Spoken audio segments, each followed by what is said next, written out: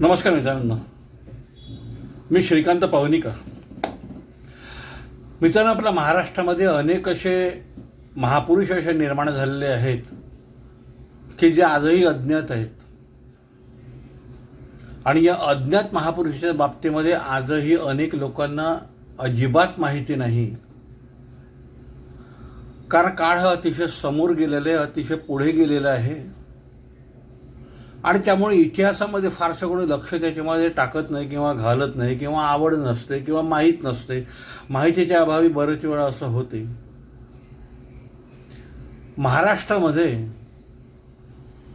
इतके महान संत झाले. तसं आपण बघितलं, तुकाराम, संत नामदेव महाराज किंवा समर्थ रामदास स्वामी, ज्ञानेश्वर महाराज, याच्याबद्दल सर्वांना बहुतेकांना कर्णोपकरणी अशी माहिती आहे किंवा त्यांचं नाव त्यांनी ऐकलेलं आहे, त्यांच्या चरित्रातून गेलेले आहेत. शेकडो लोक असे आहेत की ज्यांनी त्यांचे चरित्रसुद्धा ऐकलेले आहेत आणि त्यांचे ते भक्तिभावाने त्यांची पूजासुद्धा करत आहेत, जीवनामध्ये त्याचा आचरणसुद्धा आणत आहेत. पण यांच्याच पंक्तीमध्ये असणारे पण एक अतिशय वादळी व्यक्तिमत्व महाराष्ट्रामध्ये झालं. त्याचं नाव होतं ब्रह्मेंद्र स्वामी. ब्रह्मेंद्र स्वामीचं नाव तुम्ही ऐकलं आहे का? अजिबात नाही. ब्रह्मेंद्र स्वामी हे जे इतकं असं वादळी व्यक्तिमत्व होतं, इतकं अलौकिक असं व्यक्तिमत्व होतं की ते विरक्त प्रवृत्तीचे तर होतेच होते, परंतु मध्यमवर्गीय कुटुंबामध्ये जन्म घेऊनही त्यांनी अमाप अशी संपत्ती जी आहे ती कमावली स्वतःच्या व्यक्तिमत्वाच्या भरोशावरती. आणि मुख्य म्हणजे ही जी संपत्ती त्यांनी जी कमावली, ही संपूर्ण संपत्ती जी आहे त्यांनी स्वतः करता अजिबात वापरली नाही. जीवनामध्ये अनेक वेळा ते फक्त ताक पिऊन आणि गोमूत्र पिऊन त्यांनी आपलं आयुष्य त्यांनी घालवलं. परंतु इतकं असूनही त्यांचं जे रसोडा जो होता, त्यांचं स्वयंपाकघर जे होतं, त्यामध्ये शेकडो लोकांचा स्वयंपाक व्हायचा. 200 बैलावरून स्वयंपाकाचं साहित्य त्यांच्या रसोड्यामध्ये यायचं. आणि यांचा जन्म जो झाला तो वराणामध्ये एक दुधेवाडी नावाचं गाव जे आहे, या दुधेवाडी गावामध्ये महादेव भट्ट नावाच्या कुटुंबामध्ये त्यांचा जन्म झाला आणि त्यांचं नाव होतं विष्णू. वयाच्या 12व्या वर्षीच त्यांचे आई आणि वडील स्वर्गवासी झाले. अतिशय विरक्त प्रवृत्ती, अनेक धार्मिक ठिकाणी ते गेलेत आणि त्यांच्या विरक्ती प्रवृत्तीमध्ये वाढ होत गेली. त्यांनी आपल्या व्यक्तिमत्वाचा इतका प्रभाव निर्माण केला की तुम्हाला आश्चर्य वाटेल की बाजीराव पेशवे यांना पेशवे करण्यामध्ये आणि बाळाजी विश्वनाथ यांना सुद्धा पेशवाईची वस्त्रे सर्वप्रथम देण्यामध्ये या ब्रह्मेंद्र स्वामीचा फार मोठा सहभाग होता. हे जे ब्रह्मेंद्र स्वामी जी आहे, यांचे शिष्य प्रत्यक्ष शाहू महाराज होते, बाजीराव पेशवे होते, चिमाजी अप्पा होते. शाहू महाराजांच्या राण्या ज्या होत्या त्या सर्व ब्रह्मेंद्र स्वामींच्या शिष्या होत्या. शाहू महाराजांच्या राण्यांना ब्रह्मेंद्र स्वामी हे रेणुका मातेचा अवतार हे मानायचे. त्यांनी ती जी अमाप संपत्ती ज्यांनी जी निर्माण केली त्या संपत्तीमध्ये त्यांना अनेक लोकांनी गावं दान केलीत, संपत्ती दान केली, मोठे मोठे राजवस्त्र त्यांना दान केले.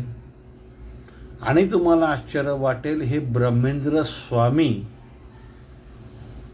यांचा एवढा प्रचंड दबदबा जो त्या पेशव्यांच्या काळामध्ये होता, त्याच्या अगोदरच्याही काळामध्ये जो होता, त्या काळामध्ये चिमाजी अप्पा, बाजीराव भोसले, छत्रपती शाहू महाराज, त्यानंतर जंजिऱ्याचा सिद्धी, याच्यापासून तर अनेक पेशवाईच्या काळातले लोक हे ब्रह्मेंद्र स्वामींचे शिष्य परिवारामध्ये होते. ब्रह्मेंद्र स्वामी अनेकांना कर्ज द्यायचे. बाजीरावाने त्यांनी युद्धाच्या काळामध्ये इतकी मदत केली, त्यांना इतकं कर्ज त्यांना दिलं, परंतु कर्जाच्या बाबतीमध्ये आणि वसुलीच्या बाबतीमध्ये मात्र ब्रह्मेंद्र स्वामी हे अतिशय कडक शिस्तीचे होते. ज्यांना पैसे दिलेले आहेत त्यांच्यापासून त्या काळामध्ये दरमहा, दर शेकडा 1 रुपयाचं व्याज ते लावायचे आणि आपल्या हिशोब जो आहे तो अतिशय चोख हिशोब ठेवायचे. आता यांची राहणी जी होती, हे स्वामी जरी असले तरीसुद्धा यांची राहणी जी आहे, ही राहणी अत्यंत गर्भ श्रीमंत राजेशाही थाटाची अशी राहणी होती. वऱ्हाडामध्ये दुधेवाडीला ज्यावेळी जन्म झाला त्यावेळेपासूनच त्यांनी तिथे म्हणजे वाडा बांधला, गाईचा गोठा बांधला आणि जी काही संपत्ती त्यांच्याकडे होती ती त्यांनी स्वतः करता, व्यक्तिगत स्वार्थाकरता न वापरता ती संपूर्ण संपत्ती आहे ही लोकांकरता वापरली. कालवे काढले, नद्यांचं पाणी त्यांनी शुद्ध केलं, लोकांकरता आश्रयगृह त्यांनी बांधलेत. कात्रजचा घाट जो आपण आज म्हणतो, हा कात्रजचा घाट जो आहे ब्रह्मेंद्र स्वामींनी हा बांधलेला आहे असं म्हटलं जाते. त्यांच्या अनेक पत्रावरून असं दिसते. इतकंच नाही तर चिपळूणला भगवान परशुरामांचं मंदिर जे आहे, हे मंदिर ब्रह्मेंद्र स्वामींनी या ठिकाणी त्यांनी निर्माण केलं. त्यांनी पेढे परशुराम त्याला म्हणतात. आणि ह्या पेढे परशुरामची जमीन जी आहे, गावं जी आहेत, हे त्यांना तिथल्या लोकांनी आणि तिथल्या मालकांनी त्यांना हे दान केलेले आहेत. इतका प्रचंड प्रभाव जो आहे हा ब्रह्मेंद्र स्वामींचा हा चिपळूणच्या परिसरामध्ये, कोकणच्या परिसरामध्ये होता. मित्रांनो, हे मंदिर जे आहे हे मी बघितलेलं आहे, आम्ही तिथं गेलेलो आहोत. ब्रह्मेंद्र स्वामींचा फोटो त्या ठिकाणी लागलेला आहे. माझ्या माहितीप्रमाणे त्यांचे पावलं, त्यांच्या अनेक आठवणी, त्यांच्या खुणा ज्या पर्वतावरती आहेत, ज्या पर्वतावरती प्रत्यक्ष परशुरामांनी तपश्चर्या केली. एकदा एका स्वप्नामध्ये परशुराम ब्रह्मेंद्र स्वामीच्या स्वप्नामध्ये आले आणि ते धावडशीडपासून आणि दुधेवाडीपासून त्या एका स्वप्नाच्या भरोशावरती त्या काळामध्ये अतिशय जंगलामध्ये असलेल्या, 18व्या शतकातली गोष्ट करतोय मी, 1740-41 मधली, त्या जंगलामध्ये असलेल्या ठिकाणीच्या टेकडीवरती तपश्चर्या करायला लागले. हे ठिकाण त्यांना अतिशय आवडलं. अनेक लोकांपासून भिक्षा मागून, वर्गणी मागून त्यांनी परशुरामाचं मंदिर, परशुराम पेढे या ठिकाणी बांधलं. आजही हे मंदिर त्या ठिकाणी आहे. अतिशय राजेशाही थाट असलेले हे ब्रह्मेंद्र स्वामी आजही कोणाला माहीत नाही. पेशवे घडवण्यामध्ये, शाहू महाराजांना घडवण्यामध्ये ब्रह्मेंद्र स्वामी यांचं एक फार मोठं योगदान आहे. वयाच्या 93व्या वर्षी ब्रह्मेंद्र स्वामींचं हे निधन झालं. आणि त्या काळामध्ये ज्यावेळेस निधन झालं त्यावेळेस त्यांच्याकडली संपत्ती जी आहे ही 16 लाख रुपयापेक्षा ही जास्त संपत्ती होती. काही कर्जाची वसुली होती. परंतु स्वामी असूनही एखाद्या राजेशाही थाटासारखे जगलेले हे ब्रह्मेंद्र स्वामी आजही महाराष्ट्राकरता अज्ञात आहेत.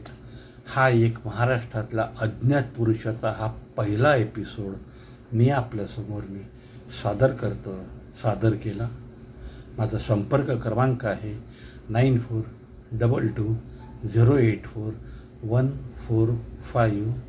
दर रविवारी अशाच एका महापुरुषाचा, अज्ञात महापुरुषाचा, जे विलुप्तमध्ये गेलेले आहेत, जे कोणाला माहीत नाही, याचं नाव यांनी कधी ऐकलेलं नाही आहे, किंवा एखाद्या वेळेस कानावरून असं नाव गेलेलं असेल, असे हे गाथा अज्ञात महापुरुषांची हा पहिला एपिसोड आपल्याला कसा वाटला हे निश्चितपणे कॉमेंट करून सांगा. परत एकदा सांगतो, माझा संपर्क क्रमांक आहे 9422084145. मी श्रीकांत पवनीकर. सर्वांना नमस्कार. शुभरात्री.